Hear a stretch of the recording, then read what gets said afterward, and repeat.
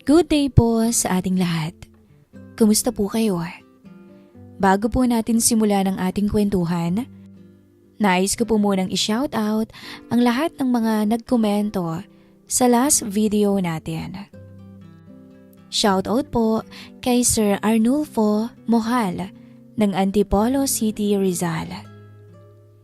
Shout out din po kay Sir Caleb, kay Ma'am Rosa Franca Abellana, at kay Ma'am Eileen Licardo. Thank you so much po sa inyong lahat. Umpisa na po natin ang ating kwentuhan. Kung may isang bagay na natutunan ko sa buhay, iyon ay ang katotohanang hindi lahat ng tahanan ay nagbibigay ng kapayapaan. Minsan kahit kumpleto ang bubong, dingding at ang mga taong nakatira roon, pakiramdam mo pa rin wala kang sariling lugar. Ganoon ang daramdaman ko, Miss Love, sa bahay ng biyenan ko. Halos dekada na akong nakikisama roon, kasamang anak kong si Mika. Tinitiis ang mga puna, mga pakikialam, at mga pagkakataong pakiramdam ko wala akong puwang sa bahay na iyon. Ang asawa ko ay seaman. Madalas nasa barko at buwanan kong mawala. Kapag may problema sa bahay, ako ang humaharap. Kapag may kailangang asikasuhin, ako lahat. Pero kapag may hindi nagustuhan ng biyenan ko, ako na lang palagi ang mali. Hanggang sa dumating yung araw na napuno ako. Nagsawa ako.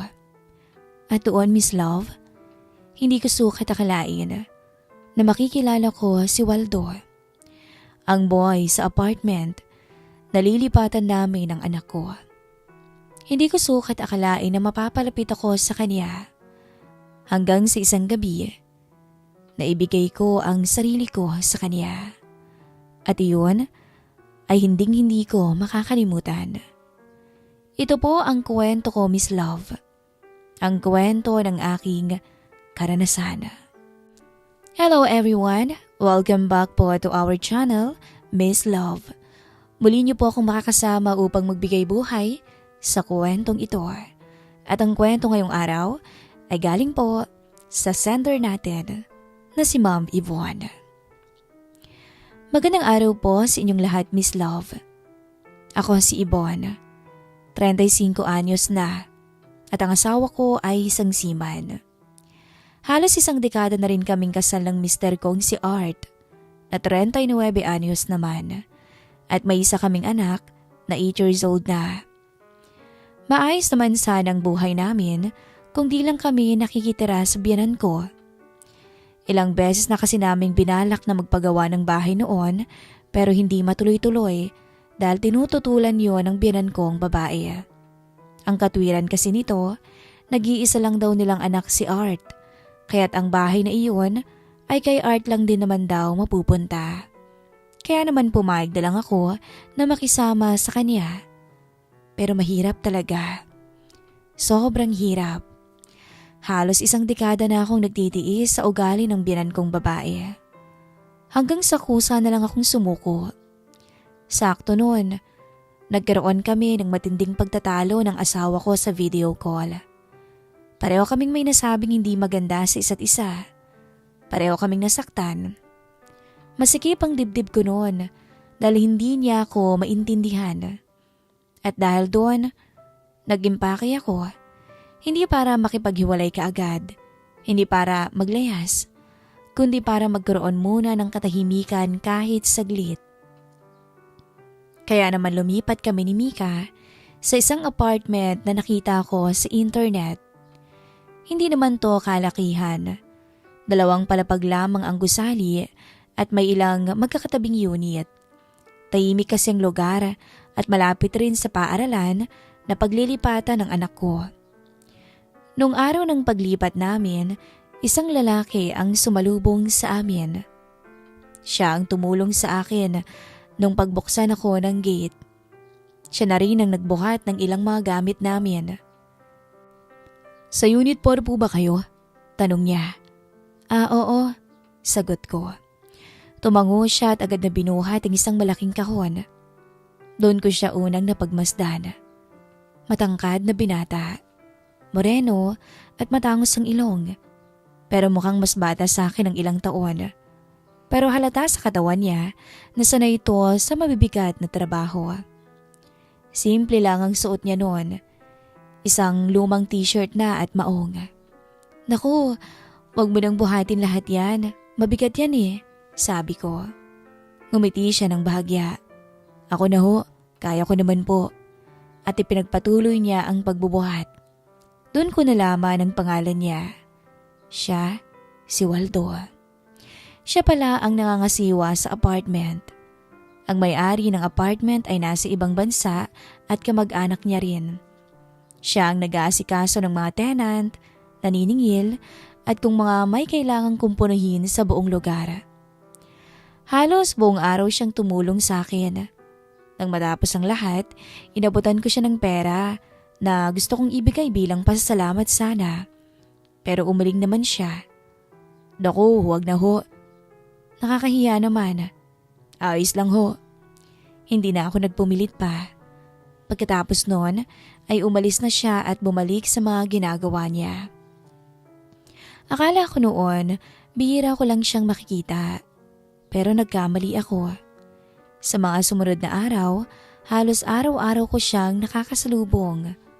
Dahil sa likod lang pala siya ng paupahan nakatira. Minsan nagwawalis sa bakuran. Minsan may inaayos na gripo. Parang wala siyang tigil. Isang umaga, habang naghahanda ako ng almusal, napansin kong nakasilip sa bintana si Mika. Ma, si Kuya Waldo. Napatingin ako. Nasa labas si Waldo at may inaayos na sirang bisikleta. Ilang bata ang nakapalibot sa kanya. Pagtingin ko, kasama na roon si Mika. Hindi ko na malaya na nakalabas na pala ang anak ko. Lumabas na rin ako noon. Anong ginagawa ninyo? Tanong ko. Ngumiti si Mika. Inaayos po ni Kuya Waldo yung bike, Mama.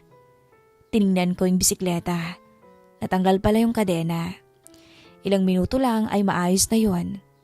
Masayang-masayang umikot ang mga bata. Salamat po, sigaw nung isa. Napangiti lang si Waldo. Pagkaalis ng mga bata, ay nilapitan ko siya. Aba, marunong ka palang mag-ayos ng bisikleta ha. Napakamot siya sa ulo. Naku natanggal lang ho yung kadena nun. Napakadali. Parang ikaw yung takbuhan ng mga bata dito, no? Natawa siya. At yun yatang unang pagkakataong nakita ko siyang tumawa. Sa totoo lang, Miss Love, gwapo talaga siya. At lalo siyang naging gwapo sa paningin ko noong ngumiti siya. Makalipas ang ilang araw, naging pamilyar na sa akin ang presensya niya. Hindi naman dahil espesyal siya, kundi dahil halos siya ang takbuhan ng lahat ng tao dito sa apartment. Kapag may tumutulo sa bubong, si Waldo.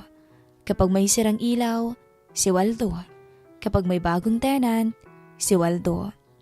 Minsan nga naiisip ko, hindi kaya napapagod yung lalaking yun? Isang tanghali, pauwi ako galing palengke nang makita ko siyang nagbubuhay ng mga kahoy sa likod ng apartment. Pawisan na pawisan siya. Mainit ang araw. Napahinto naman ako. Mag-isa ka lang? Opo. Wala bang ibang tao na pwedeng tumulong sa'yo? Ang init-init oh. Ngumiti siya. Okay lang po. Mas napapabilis po yung trabaho kapag ako na lang. Napailing ako. Matigas talagang ulo mo, no? Tatawa siya. Kaya siguro wala pa akong asawa, no? Hindi ko rin napigilang matawa sa biro niya. Iyon ang unang beses na naging magaan ang usapan naming dalawa. Mula noon, kapag nagkakasalubong kami, ay nagkakaroon kami ng kwentong-kwentuhan. Mga simpleng bagay lang tungkol sa kanya. Kung sino-sinong mga tenant, kinukwento niya sa akin isa-isa. Yung mga batang naglalaro sa bakuran. Hanggang sa isang araw, nagulat ako nung marinig ko si Mika. Ma, pwede po ba akong maglaro sa labas? Sinong kasama mo? Si Kuya Waldo po.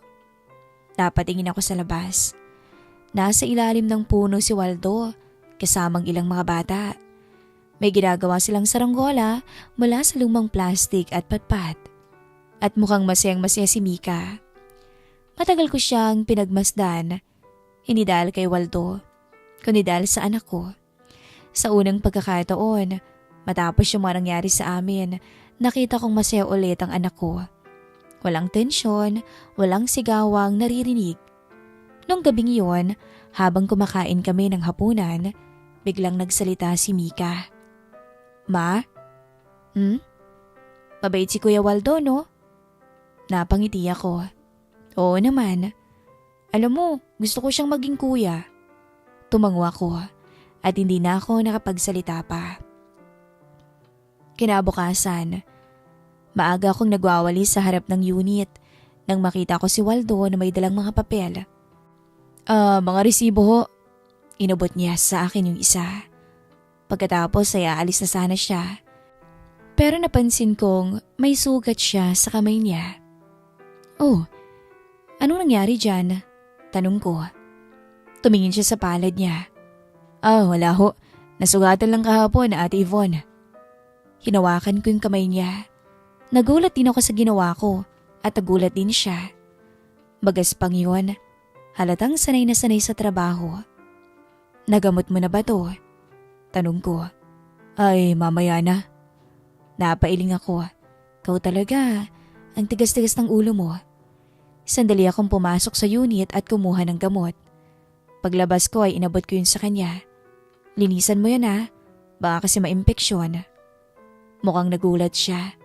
Naku, ayos lang po Ate Ibon. Sige na, kunin mo na. Napangiti siya. Salamat. Hindi ko alam kung bakit.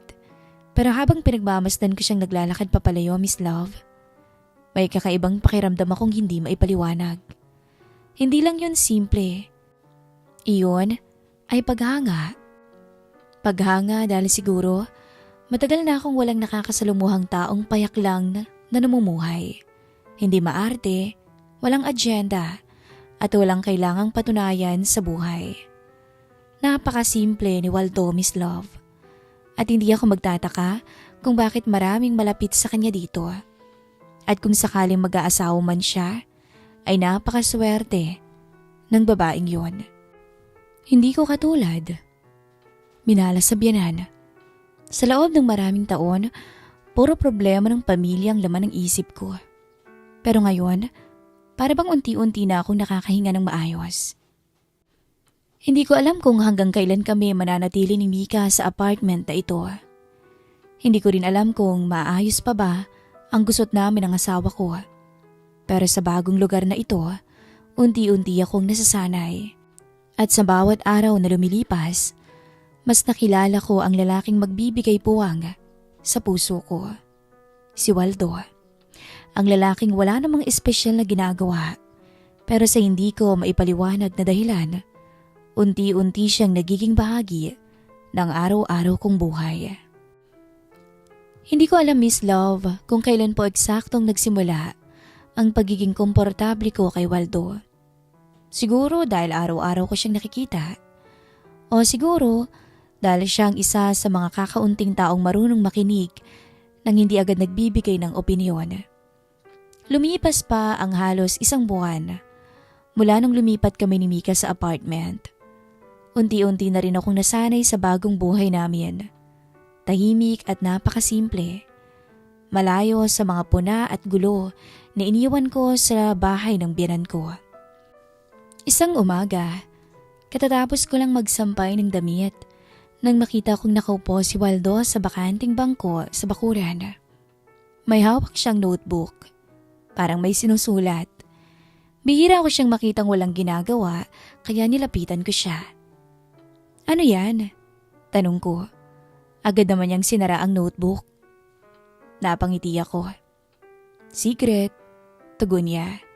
Tapos napakamot pa siya sa ulo. Bakit mo naman tinago? Nakakahiya po eh. Lalo tuloy ako na-curious. Tula ba yan? Naku, may nililigawan ka na no? Natawa siya. Naku, hindi ho. Wala. Love letter. Tanong ko ulit. Mas lalo siyang natawa. Wala po akong susulatan. Umupo ako sa kabilang dulo ng bangko. Sigurado ka? Opo. Baka naman may nililigawan ka na. Kwento mo naman sa akin. Umiling siya. Wala. 27 ka na. At wala ka pang girlfriend? Tanong ko ulit. Wala. Ani sabay tawa. Pinagmasdan ko siya. Mapili ka yata eh. Gwapo ka pa naman. Sayang lahi mo. Tigin niyo ba? Ako ang nagtatanong kaya akong sagutin mo. Ngumiti siya. Ate Ibon, kayo na lang humusga. Napailing ako habang natatawa. Unti-unti ko nang napapansin na iba pala siya kapag komportable na siya sa kausap niya. Hindi na siya yung napakatahimik na lalaki nung unang araw. At may sense of humor pala siya. At marunong ding sumagot. Mula noon, mas madalas na kaming nagkakausap. Minsan habang naghihintay ako kay Mika sa school. Minsan kapag nagdidilig ako ng halaman sa unit. At minsan naman habang nagpapahinga siya matapos siyang magtrabaho. Isang hapon, may dala akong malamig na soft drinks galing tindahan. Inabot ko ang isa sa kanya. Akin to? Oo. Kayo po talaga. Ano? Di niyo ako nakakalimutan. Baka mamaya ma-inlove na ako sa inyo niyan ah. Natawa ako noon. Ang arte mo ah, may nalalaman ka ng ganyan. Totoo naman eh. Alam mo, naawa kasi ako sa'yo. Sabi ko. Napataas ang kilay niya. Naawa?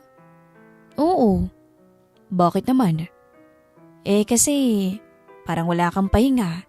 Tapos wala pang nag-aalaga sa'yo. Kaya nga mag-asawa ka na. Napailing siya habang nakangiti. Pwede naman eh. Kung pwede ka. Namula ako noon sa biro niya. Ikaw talaga. Ani ko. Tapos nagkamot siya ng ulo. At tahimik siya sandali. Pagkatapos ay tumingin sa akin. Kayo rin naman eh. Ako naman ang natahimik. Anong ako rin naman? Anong ibig mong sabihin? Maganda ka. Mukha kang ang dalaga eh. Mukha kang walang anak. Hindi ako agad nakasagot. Napatingin lang ako sa hawak kong bote. Pagkatapos ay napangiti. Yung tila kinikilig. Pero mukha kang maraming problema. Dagdag niya. Kaya napatingin ako sa kanya ng seryoso. Marami naman talaga eh. Tumango lang siya at hindi na siya nagtanong pa. Iyon ang isa sa mga bagay na gusto ko sa kanya. Hindi siya mapilit. Kapag ayaw mong magsalita, hahayaan ka niya. Kapag gusto mong magkwento, makikinig siya. Simple lang. At doon, unti-unti akong napapalapit lalo sa kanya. Isang gabi, matapos matulog si Mika, naupo ako sa labas ng unit. Presko ang hangin at napakatahimik ng paligid. Ilang minuto pa lang akong nakaupo nang makita kong dumaan si Waldo. May dala siyang flashlight. Ano, papatrol ka? Tanong ko. Napangiti siya. Parang ganun na rin. Grabe naman yung trabaho mo. Kasama na po sa responsibilidad. Aba, magpahinga ka rin. Huminto siya, pagkatapos ay umupo malapit sa akin. Magkano bang sahod mo dito? Tanong ko. Bakit parang ini-interview niyo ako? Anya, sagutin mo na lang. Natawa siya ulit. Nang sabihin niya yung halaga, napailing ako, Miss Love. Pumayag ka? Ang baba ah. Kaya nga ho eh. Tapos ginagawa mo pa lahat. Opo. Niloloko ka na yata eh. Hindi naman. Ayos na rin. Libre naman na lahat kaya wala na akong iniintindi. May sarili pa akong bahay sa likod. Hindi ko alam kung bakit pero parang gusto ko siyang kuritin ng mga oras na yon. Yan ang problema sa iyo eh. Ano po? Masyado kang mabait. Napangiti siya. Pagkatapos ay diretsong tumingin sa akin. Hindi naman siguro. Mabait ka talaga, Waldo. Ikaw rin naman eh. Hindi ah. Bakit hindi? Kasi minsan masungit kaya ako. Natawa siya. Hindi pa naman kita nakikitang nagsungit. Dahil sa'yo mabait ako. Pagkasabi ko noon, tsaka ko lang napagtantong parang iba yung dating noon. Napayuko ako. Pero imbis na mailang siya, ngumiti lang siya. Salamat po. Para saan? Di sa special treatment mo. Napailing na lang ako habang natatawa. Baliw ka talaga. Sa mga sumunod na araw, parang naging normal na ang mga ganong klase ng usapan. Mas madalas na kaming nagtatawanan. Mas madalas kaming nagbibiruan. At sa hindi ko namamalayan, inaabangan ko na minsan ang paglabas niya sa umaga. Inaabangan ko kung anong kalokohan na naman ang sasabihin niya. Inaabangan ko kung magkakasalubong kami. Isang tanghali, nagkataong walang pasok si Mika. Nasa sala kami nang may kumatok. Pagbukas ko ng pinto, si Waldo. May dala siyang maliit na plastic, inihaw na mais. Napakunot noo ko. Para saan? May nagbigay eh. Tapos, sobra. Tapos, ngumiti siya. Ikaw agad ng isip ko kaya sa'yo na to. Ang corny mo. Ang corny nga, tinanggap mo naman. Sayang eh, masarap kasi pag libre. Ani ko, sabay pareho kaming natawa. Mula sa loob, sumilip naman si Mika. Kuya Waldo. Agad tong lumapit. Makalipas ang ilang minuto, silang dalawa nang nag-uusap habang ako ay nakatingin lamang. Hindi ko maiwasang mapansin kung gaano kadaling mahalin si Waldo bilang tao.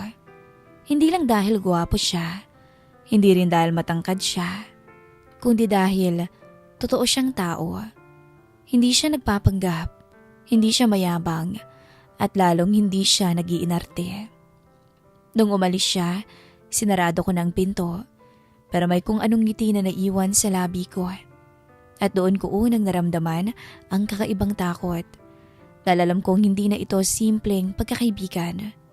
Hindi pa man yun pag-ibig, pero alam kong may nagbabago. At nararamdaman ko rin na napapansin yun ni Waldo. Kinagabihan, nakatanggap ako ng mensahe mula sa asawa ko. Maikli lang. Kumusta kayo ni Mika? Ilang minuto kong tinitigan ang screen. Dati, sabi ko kung makatanggap ng message mula sa kanya. Dati hinihintay ko yon. Pero ngayon, hindi ko alam kung bakit parang wala na yung dating. Matagal bago ako nag-reply. Pagkatapos ay nilapag ko ang cellphone. Napatingin ako sa bintana. Sa labas, nakita ko si Waldo na nagsasara ng gate ng apartment. At sa hindi ko maipaliwanag na dahilan, Miss Love, mas napangiti pa ako sa tanawing yun kaysa sa natanggap kong mensahe mula sa sarili kong asawa. Lumipas ang mga araw na hindi ko namamalayan. Naging bahagi na ng routine ko si Waldo. Pagising sa umaga, nag-aasikaso kay Mika, naghahatid ako sa kanya sa school. Pag-uwi, minsan magkikita kami ni Waldo at magkukwentuhan. Simple lang pero naging komportable na ako sa kanya. Samantala, bihira pa rin kaming magkausap ng asawa ko. Kapag may mensahe siya, maiksi lang madalas. Kapag tumatawag naman, kadalasan ay nauuwi sa pagtatalo. At nung gabing yon, ganon na naman ang nangyari. Bandang 9:00 na ng gabi noon nung tumunog yung cellphone ko. Tulog na si Mika nung mga oras na yon. Napabuntong hininga ko bago sinagot ang tawag. Hello? Ibon? Ano yun? Napansin kong seryoso agad ang boses niya. Kailan ka ba uuwi? Tahimik akong napatingin sa kisame. Napag-usapan na natin yan, di ba?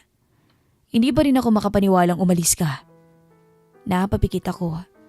Hindi naman ako umalis nang walang dahilan eh. Nanay ko yun, Yvonne. At asawa mo rin ako. Sandaling natahimik ang kabilang linya, pero hindi nagtagal. Hindi ko talaga gusto ang ginawa mo. Natawa ako ng mapait at hindi ko rin gusto yung ginagawa ninyo sa akin sa loob ng maraming taon. Huwag mo naman na kasing palakihin yun. Hindi ko palalakihin. Hindi mo alam kasi wala ka doon. Tumigas ang boses niya. Lagi mo nalang sinasabi yan. Lagi mo nalang sinisisi ang pamilya ko. Hindi ko naman sinisisi ang nanay mo eh. Ganun na din yun. Napailing ako. Pakiramdam ko paulit-ulit na lang kaming dalawa. Paulit-ulit na paliwanag, paulit-ulit na pag-aaway, paulit-ulit na sakit. Pero ni minsan, hindi ko narinig na pinakinggan niya ako. Pwede ba, Art? Kahit minsan pakinggan mo naman ako. Ani ko, pinapakinggan naman kita eh. Hindi. Yvonne, hindi mo ako naiintindihan dahil malayo ka. Hindi mo nakikita. Never mong nakita ang nangyayari sa akin sa bahay na yun. Tahimik ulit si Art. Pagkatapos ay nagsalita to. Basta umuwi ka na. Natawa ako ng mahina. Kung pipilitin mo akong umuwi, mas mabuti pang tuluyan na lang tayong maghiwalay na dalawa, Art. Narinig ko ang malalim niyang pagbuntong hininga. Ang tigas ng ulo mo. At iyon ang tuluyang nagpasakit sa dibdib ko. Dahil yun din ang eksaktong linyang madalas kong marinig sa biyanan ko. Hindi ka marunong makisama, matigas ulo mo, masyado kang sensitive, masyado kang reklamador. Yan ang paulit-ulit niyang sinasabi sa akin. Na para bang lahat ay mali. Kung yan lang ang sasabihin mo, matutulog na ako, Art. Yvonne, good night. At pinatay ko na ang tawag. Ilang segundo akong nakatingin sa cellphone ko. Pagkatapos ay nilapag ko yun sa mesa. Mabigat ang pakiramdam ko ng mga oras na yun. Parang bumalik lahat ng dahilan kung bakit ako umalis. Ayoko nang umiyak. Pagod na akong umiyak.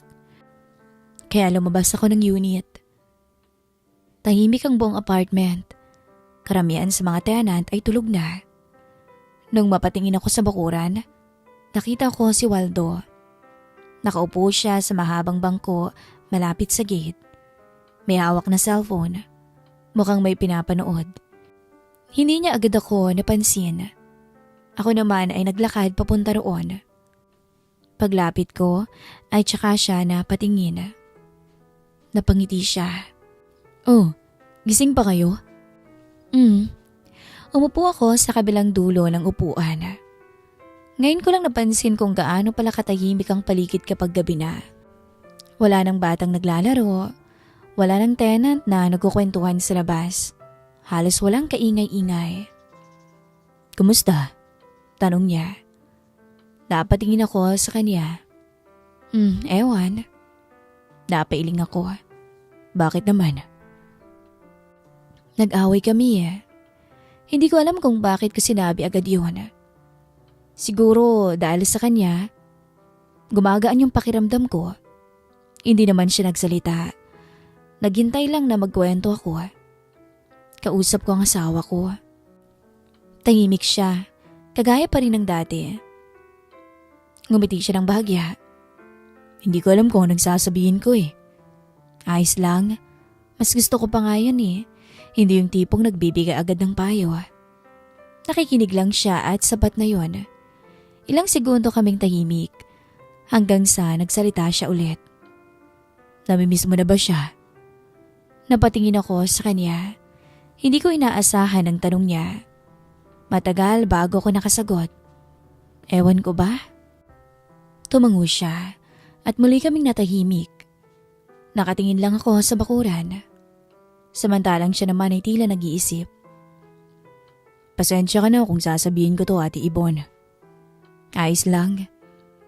Tingin ko sa inyo, parang matagal na kayong may problemang dalawa eh. Parang pareho na kayong pagod. Napahinga ako ng malalim. Tama ka.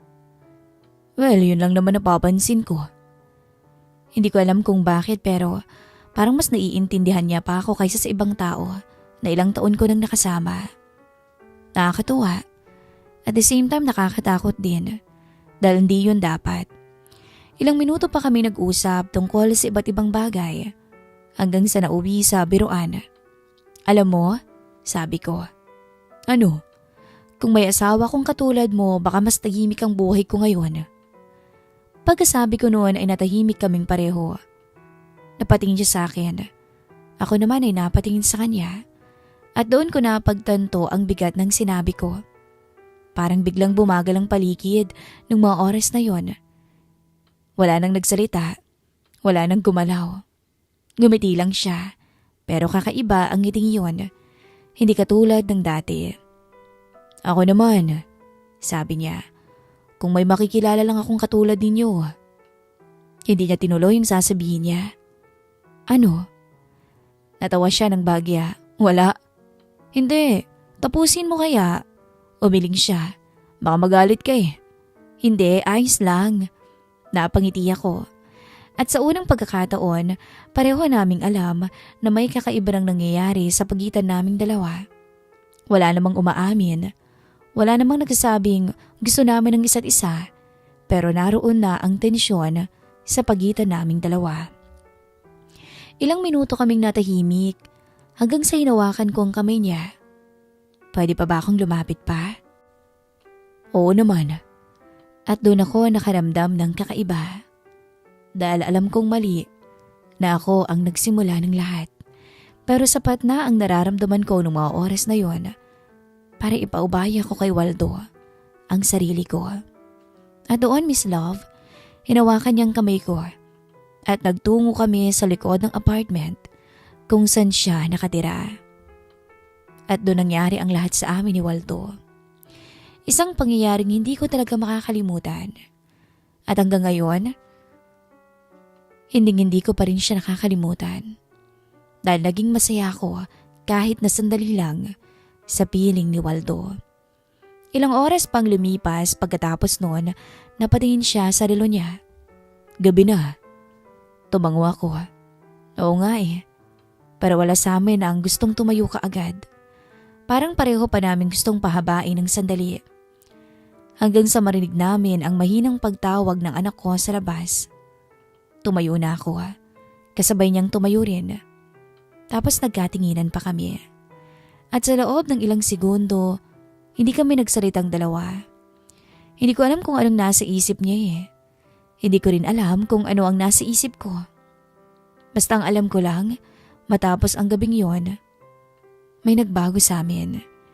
Isang bagay na hindi namin kayang baliwalain. O siya, sige, alis na ako ah. Good night, sabi ko. Ngumiti si Waldo. Good night po. Naglakad na ako pabalik sa unit. Pero bago ako tuluyang makapasok, hindi ko napigilang lumingon pa. At nakita ko siyang nakatingin pa rin sa akin. Agad siyang umiwas ng tingin nang mahuli ko siya. Tapos napangiti ako. Pumasok na ako sa loob. Habang sinasara ko ang pinto, alam kong hindi na katulad ng dati ang lahat. Dahil mula nang lumipat ako sa apartment na yon, alam kong sa mga oras na to, naging mahalaga na siya sa akin. Mabilis lumipas ang mga buwan. Hindi naman na nasundan pa yung nangyari sa amin ni Waldo. Pero mas naging close kaming dalawa. Mas naging malapit kami. Bandang umaga, nagulat na lang ako nung dumating yung asawa ko. May humintong sasakyan sa harap ng apartment. At pagbaba pa lamang sa pinto ng isang lalaki, alam ko na agad na si Art yun. Nagulat si Mika at agad na tumakbo. Sinalubong niya ng yakap ang daddy niya. Parang pilit namang bumabawi si Art sa lahat ng araw na nawala siya sa amin. Mahigpit at matagal niyang niyakap si Mika. Tapos tumingin siya sa akin. Hindi na gaya ng dating tingin niya. Napakaingat niya ngayon at tahimik. Pwede ba tayo mag-usap, Ibon? Sabi niya. Tumango lang ako. Sa loob ng apartment, magkatapat kami sa mesa habang si Mika ay abala sa labas at naglalaro. Alam ko, simula niya, marami akong pagkukulang.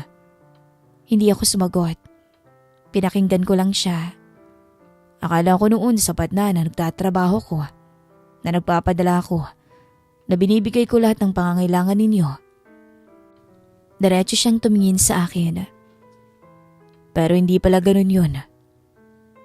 Tahimik pa rin ako. Doon ko lang naintindihan habang nasa barko ko na hindi pera lang ang kailangan ng pamilya. Huminga siya ng malalim. Pasensya ka na, Ibon. Ilang segundo akong hindi kumibo. Hindi dahil galit ako, kundi dahil sa mga salitang matagal ko nang gustong marinig mula sa kanya. Hindi lang ako umalis dahil sa nanay mo. Sagot ko. Umalis ako kasi pakiramdam ko mag-isa na lang ako. Tumango siya. Alam ko na ngayon. Tahimik ulit. At sa unang pagkakataon habang magkausap kaming dalawa, hindi kami nagsisigawan. Hindi kami nagsusumbatan. Wala nang kailangang patunayan. Gusto ko nang umuwi kayo sa bagong bahay natin. Sabi niya, gusto kong buuin ulit ang pamilya natin. Sorry. Tiningnan ko siya. Talaga ba? Bagong bahay? Tumango siya. Para sa inyo. Pasensya ka na kung di ko agad yun ginawa. At sa pagkakataong yun, Miss Love, nakita kong totoo na. Sige, sagot ko agad. Para kay Mika. Kinabukasan, nagsimula na kami agad mag-impake. Isa-isa na naming nilagay sa kahon ang mga gamit namin ni Mika. Mga damit, laruan, ilang gamit sa kusina. Habang ginagawa ko yun, Miss Love, napatingin ako sa paligid ng apartment. Dito kami nagsimula. Dito ko unang naramdaman na pwede palang huminga kapag nasasakal ka na. At dito ko rin nakilala si Waldo. Hindi ko alam kung nasan siya nung maumagang yun. Pero alam kong darating din siya maya-maya. At bandang tanghali nga, habang binubuhat na namin yung mga kahon palabas, nakita ko siya, nakasandal sa pader. Nagkatinginan kaming dalawa. Tumigil ako at tumigil din siya. Aalis na po kayo? Tanong niya. Tumango ako. Oo eh. Walang sumunod na salita agad. Parang pareho naming alam na wala kaming masabi. Ingat ka. Sabi niya kalaunan. Simple lang pero ramdam na ramdam ko ang lungkot niya. Nilapitan ko siya. Salamat. Sabi ko. Para saan po? Sa lahat, Waldo. Sa lahat. Hindi ko na kailangang ipaliwanag pa. Alam naming pareho kung ano yun. Sa mga araw na pinagaan niyang buhay ko, sa mga panahong bigo ako at sinamahan niya ako. Tumango lang siya. Wala po yun, Ate Ibon. Sandaling katahimikan ulit ang nangyari. Yung klase ng katahimikan na mabigat. Huminga ako ng malalim. Waldo, mag-iingat ka dito ha.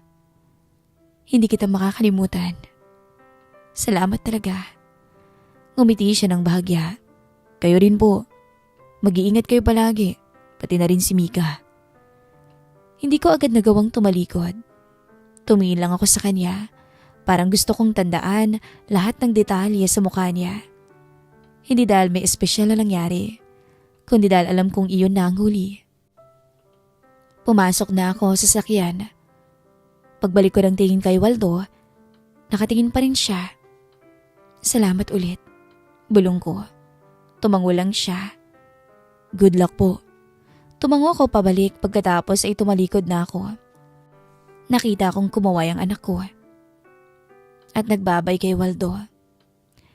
Habang umaandar ang sasakyan, Miss Love, palabas ng apartment. Tahimik lang ako sa likod. Si Mika ay masayang nakaupo sa tabi ng ama niya. Nag-uusap sila tungkol sa kung saan kami titira. Kung anong gagawin namin sa susunod. Ako naman, nakatingin lang ako sa bintana. Dahan-dahang lumiliit ang apartment. Hanggang sa makita ko si Waldo sa likod. Nakatayo pa rin sa parehong pwesto. Hindi kumakaway, kundi nakatingin lang. At sa huling segundo bago kami tuluyang makaliko, nagtagpo pa ang tingin naming dalawa. At alam ko, nasaktan ko siya. Dahil sa sandaling pag-stay namin doon, naramdaman kong naging mahalaga ako sa kanya. Pero ganun din siya sa akin. Naging mahalaga siya sa akin. Pero Miss Love, may mga taong dumarating sa buhay mo hindi para manatili. Dumarating lang sila para turuan kang bumangon ulit. para ipaalala kung paano maging normal, kung paano ngumiti, kung paano tumayo. Si Waldo ay ganong klase ng tao, isang mabuting lalaki. At habang unti-unting nawawala ang tanaw ng apartment sa likod namin, napabuntong hininga ko. Dahil doon, tanggap ko na. Sa harap ko, hawak ng asawa ko ang kamay ni Mika. Sa likod ko, naiwan ng isang bahagi ng nakaraan ko. At sa pagitan noon, naroon ang unang araw ng aming bagong simula. Alam kong nasaktan si Waldo. Pero kung nasaan ka man ngayon, Waldo, daladala ko pa rin ang alaala nating dalawa. At hindi kita makakalimutan. Ako to, si Yvonne. Hanggang dito na lamang po, Miss Love. Nagmamahal, Yvonne. Huwag kang mag-alala, Mari. Hindi naman ako lasing eh. Sinasabi ko lang sa'yo ang totoo. Napakabait mo para pagtiyagaan si paring Albert. Pero kung ayaw mo na sa asawa mo, sawa ka na, pagod ka na. Pwede mo naman akong subukan eh. Kayang-kaya kong punan ang pangangailangan mo na hindi na kayang gawin ng asawa mo. Ronnie, ano ba? Ano ba naman yung sinasabi mo? Asawa pa rin ako ng kaibigan mo. Alam ko, pero hindi ka ba nagsasawa? May hangganan ba ang pagmamahal? May hangganan ba ang pag-aalaga mo sa isang tao na mahalaga sa'yo? Hanggang kailan ang kaya mong tiisin para lang sa kanya? Ako kasi, pinaniniwalaan ko ang sinumpaan namin nung kinasal kami ng asawa ko. Pero sa paglipas ng mga taon, nakakapagod rin pala. Lalo na kung ang tao ay walang tsansang magbago. Sa loob ng ilang taong pag-aalaga ko sa mister ko, ay nagsawa na ako at napagod na. Kaya't nagawa ko siyang iwanan at sumama sa kapitbahay namin at kumpare niyang si Ronnie. Alam kong mali, pero naintindihan ako ng lahat, lalo na ng pamilya ng asawa ko. Hindi sila nagalit at tinanggap nila ang desisyon ko. Ito po ang aking kwento na ibabahagi sa inyong programa. Isang mapagpalang araw nga po pala sa inyong lahat.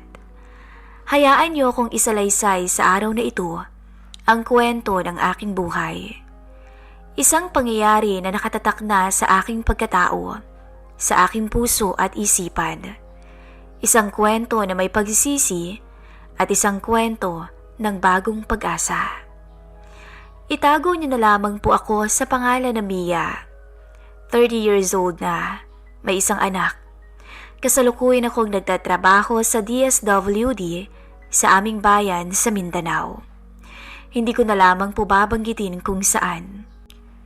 Nangyari ang kwento kong ito, ilang taon na rin po ang nakararaan.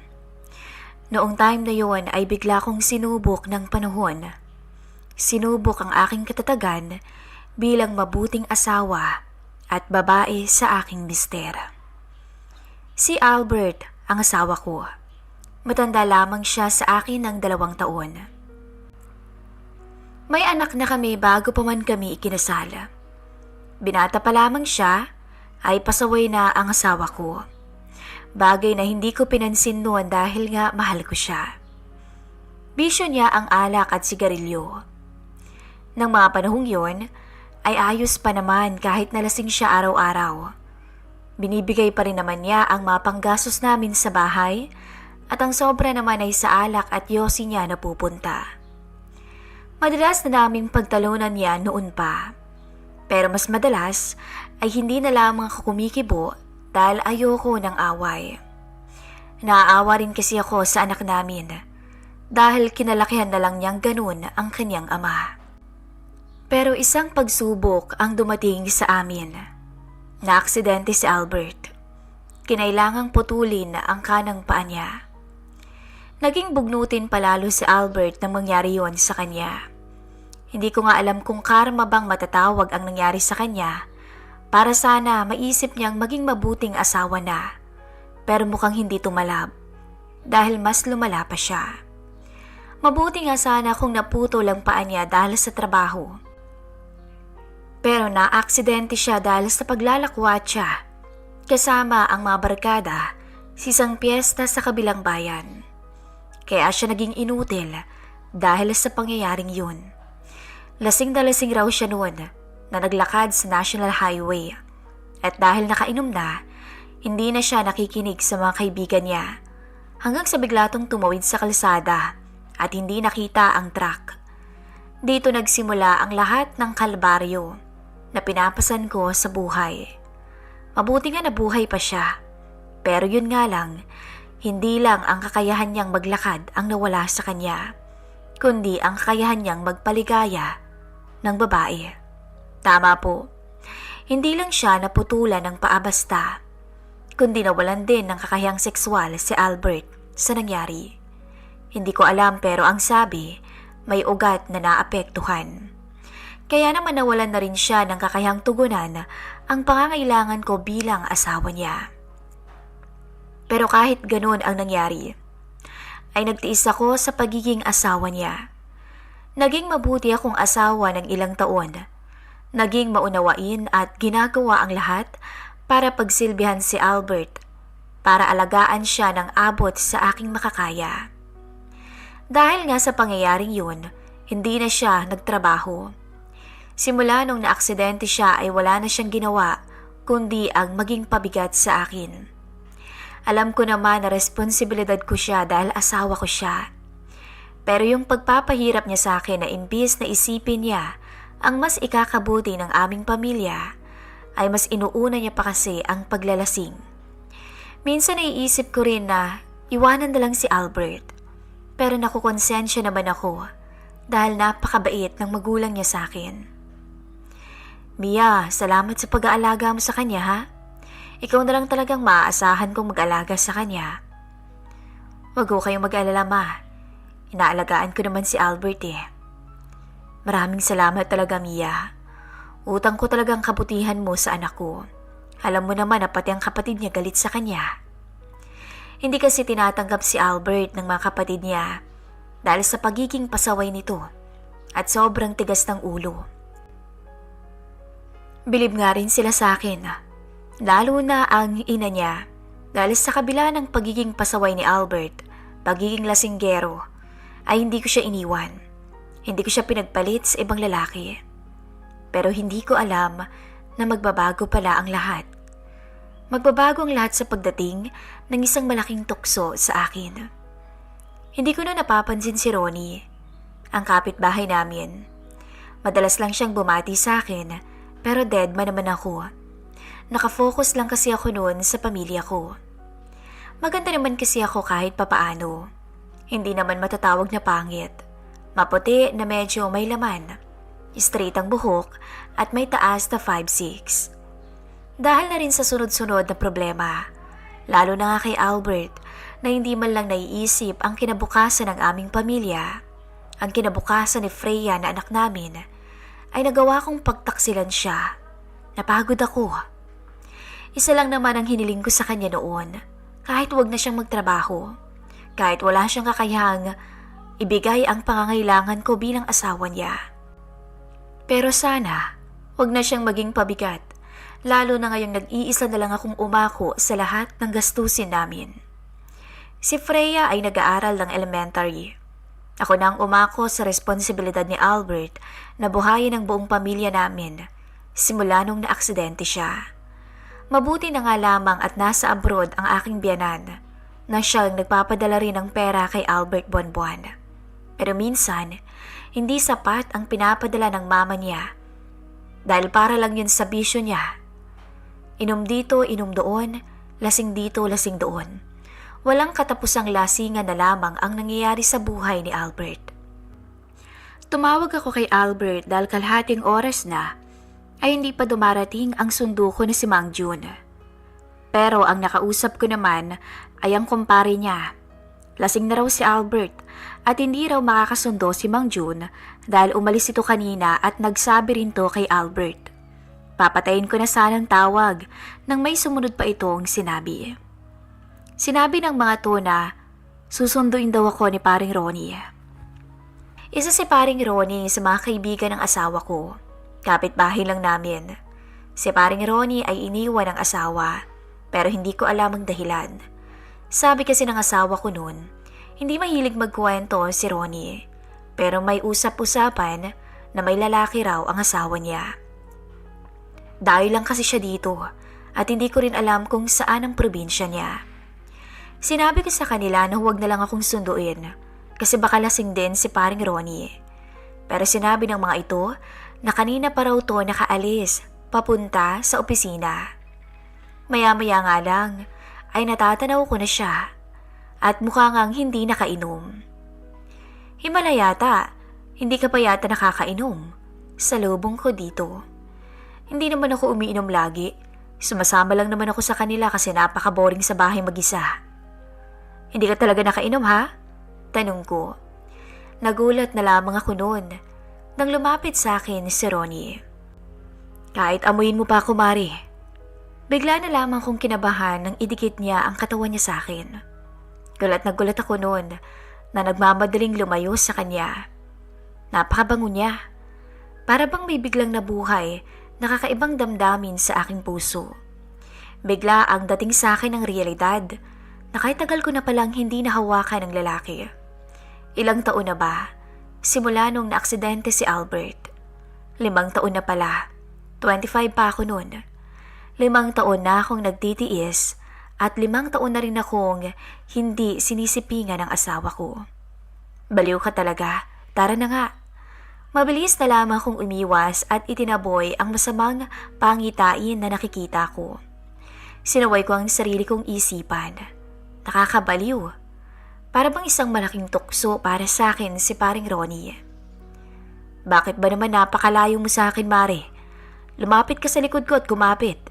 Mabilis pa naman akong magpatakbo ng motor. Baka mahulog ka. Dahan-dahan ka lang. Baka mamaya maaksidente pa tayo. Wika ako dito. Huwag kang mag-alala, Mare. Safe ka sa akin. Bumagal ang pagpapatakbo ni kumpare sa motor nang kumapit na ako sa kanyang bewang. Sobrang lakas ng pintig ng puso ko ng mga oras na yun. Mainit ang katawan niya na sobrang nakadadarang. Mali ito at mali ang nadarama kong to dahil may asawa na ako. Kaya sobra ang pagpipigil na ginagawa ko para hindi mapahigpit ang yakap ko kay paring Ronnie. Nakakahiya kasi dahil kung saan-saan na umaabot ang isipan ko at kung ano-ano pa ang iniisip ko. Hindi ko rin alam kung nananadya ba si Ronnie kasi sobrang bagal naman yata ng takbo namin. Gusto ko nang magreklamo sa bagal pero may bahagi naman sa pagkatao ko ang ginustong mas mabagal ang pagpapatakbo niya. Gabi na nga kaming dumating sa bahay. Pasado 8:00 na kasi malayo-layo din mula sa amin ang pinagtatrabahuhan ko. Idagdag pa ang bagal ni paring Ronnie sa pagpapatakbo. Wala na sa bahay si Freya kasi kapag lasing ang papa niya ay dumediretso na ang anak ko sa tita niya. Usapan na kasi namin ang ganun. Ayokong nakikita ni Freya ang makabalbala ng ama niya kapag nalalasing to. Pero iba ngayon si Albert. Kasi natulog talaga siya sa may sofa sa sobrang kalasingan. Ang bigat pa naman ito at hindi ko siya kayang buhatin. Kaya tinulungan pa ako ni paring Ronnie sa pagbubuhat sa mister ko. Halos wala nga itong kamalay-malay na pinagtutulungan na pala namin siya ni Ronnie. Salamat, Ronnie ah. Wala yun, Mari. Napakaswerte talaga ni paring Albert sa'yo. Kahit ganyan pinagtsatsagaan mo pa rin. Napakabuti mong asawa. Siguro kung kagaya mo rin lang si Tina, ay hindi pa rin kami naghihiwalay sa ngayon. Natigilan ako sa sinabi niya. Nasa sala na kami noon ng bahay. Ano ba kasing totoong dahilan ng hiwalayan niyo? Tanong ko. Sabi niya, lagi raw kasi akong nasa inuman. Kasalanan mo naman pala ang sa akin naman, hindi naman ako pala inom, Mari, alam mo yan. Tikim lang, pantanggal pagod ba sa trabaho? Tsaka ano ba naman yung ilang hakbang lang bahay naman na namin. Buti sana kung hindi tayo magkapit bahay at dumadayo pa ako sa malayo, sa ibang lugar. Kaso hindi naman. Wala pa ngang kalahating oras aalis na ako sa tumpukan namin. Dahil alam ko naman ang limitasyon ko at hindi naman nila ako pinipilit na painumin. Yun lang Nagsawa daw siya. Nakakasawa daw ako. Kaya niya nagawang lokohin ako. Ha? Napatingin ako sa kanya. Kilala mo naman yung classmate niya nung high school, si Ronald. Kachat niya na pala yun matagal na. Ayun, nagsasama na silang dalawa ngayon. Balita ko nga buntis na. Mabuti na nga lang din at wala pa kaming anak. Kaya ikaw, Mari, kung sakali na ayaw mo palang nagiinom si Albert, sabihan mo na agad siya para alam niya, para hindi kayo matulad sa akin. Naku naman, Ronnie. Ilang ulit ko na bang sinabi sa kanya na tigilan niya ng bisyo niya, wala pa rin namang nangyayari. Sa bagay, ang rason niya kasi sa inuman, lasenggo na siya bago kayo kinasal, kaya nararapat na tanggapin mo kung ano siya ngayon dahil ganito siya noon pa man. Alam kong mali yung katwiran ni pare, pero mahirap pagsabihan yan alam mo naman. Pag kinontra mo yan, iinit ang ulo niyan. Natatawa pang sabi nito. Kabaligtaran talaga ni Ronnie ang asawa ko. Ewan ko ba? Mas mahalaga yata sa kanyang bisyo niya kaysa sa amin ni Freya. Hayaan mo na. Pare-pareho na lang siguro yata talagang mga lalaki. Natawa ng pag-aak si paring Ronnie na hinawakan ng kamay ko. Nagulat ako noon. Tingnan mo yung mga daliri mo, Mari. Hindi pantay-pantay. Ibig sabihin, ginawa ng Diyos ang tao na magkakaiba. Kaya hindi lahat ng lalaki ay magkakaparehas. Huwag mo akong itulad sa asawa mo dahil hindi mo pa nararanasan na maging asawa ko. Baka nga hindi mo kayanin pag naging asawa mo ko. Kung kay Albert, alis lang sa kanya na hindi niya napapasaya ang asawa niya. Sa akin hindi. Saka mo palang magiging masaya ka na. Hindi ko alam kung biro iyon o totoo. Pero halata na apektado ako sa sinabi ni paring Ronnie. Nakaramdam ako ng kakaiba. Alam ko kasi ang pinapahiwatig niya. Alam kong alam niya na wala nang kakayahan si Albert na pasayahin ako. Siya nga pala ihahatid na kita bukas. Tiyak na hindi magigising ng maaga yung si paring Albert. Lasing na lasing yan Salamat.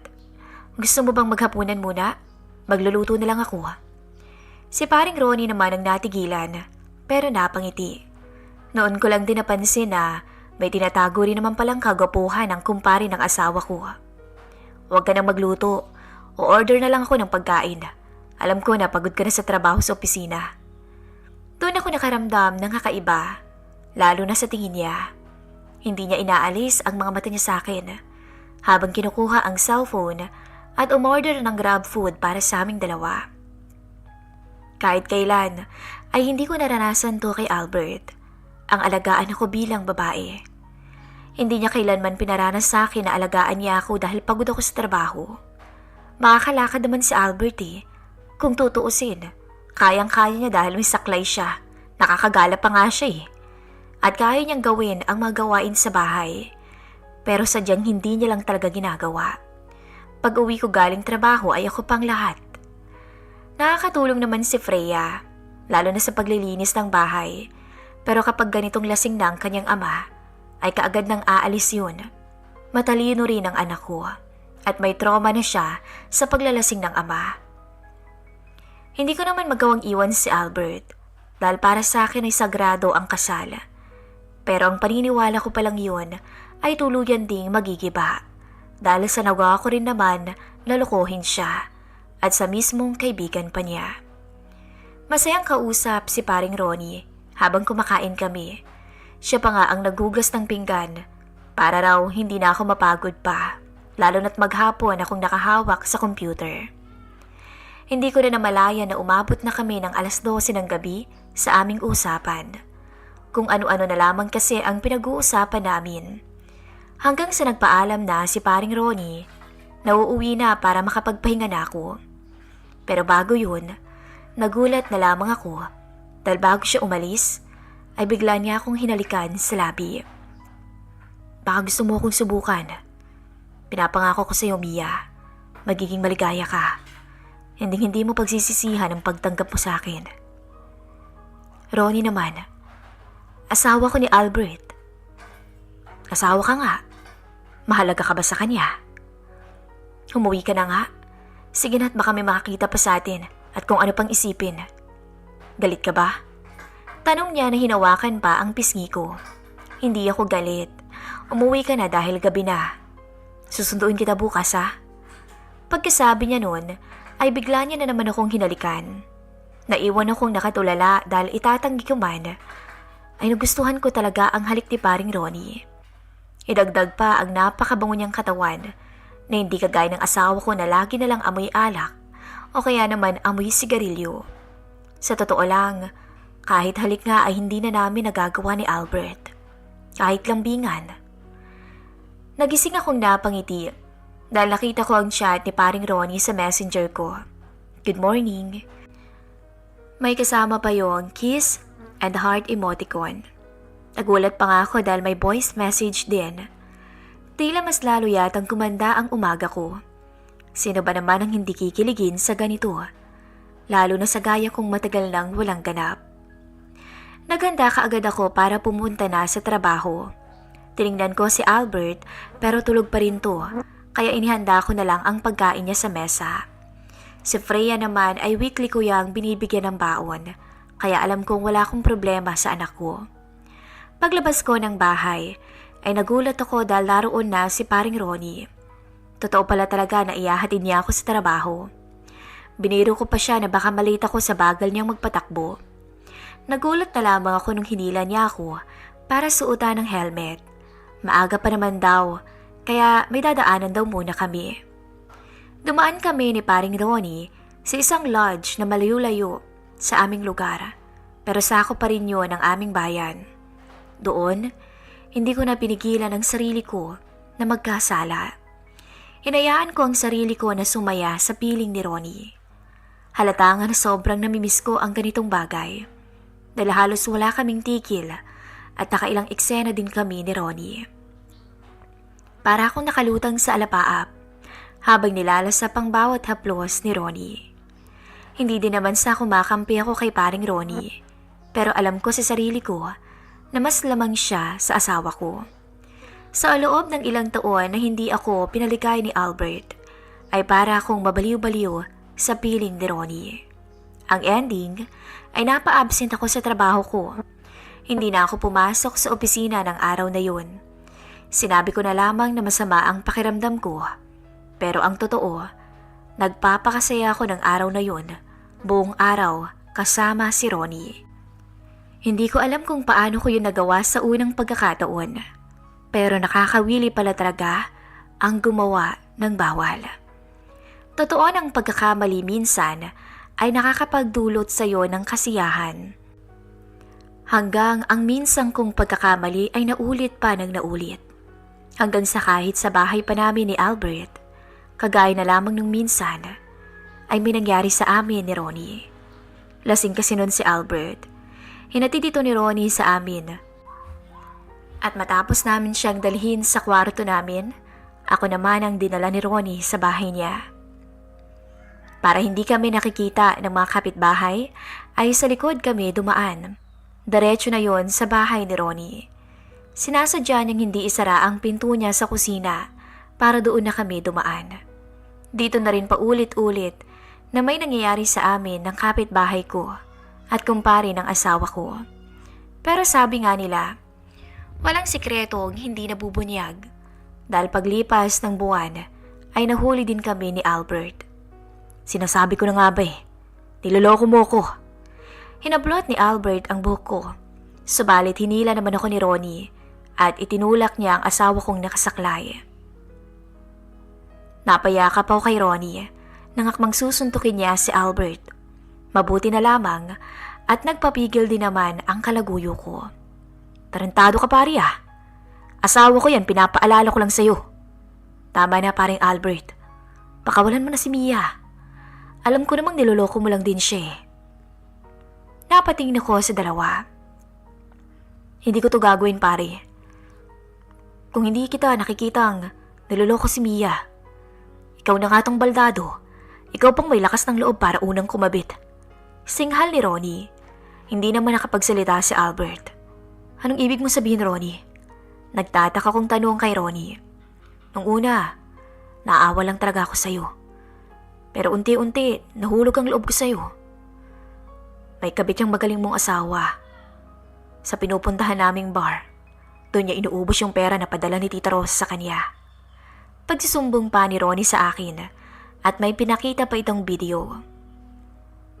May babae pala na regular na pinupuntahan si Albert. Kahit na hindi pala nagagamit ang stick niya, ay sige pa rin pala ito. Oo, totoo yun. Pero alam mo namang katuwaan lang yun, pare. Samantalang tong ginawa niya sa akin. Hindi nakakatuwa, sigaw naman ni Albert. Katuwaan lang pala.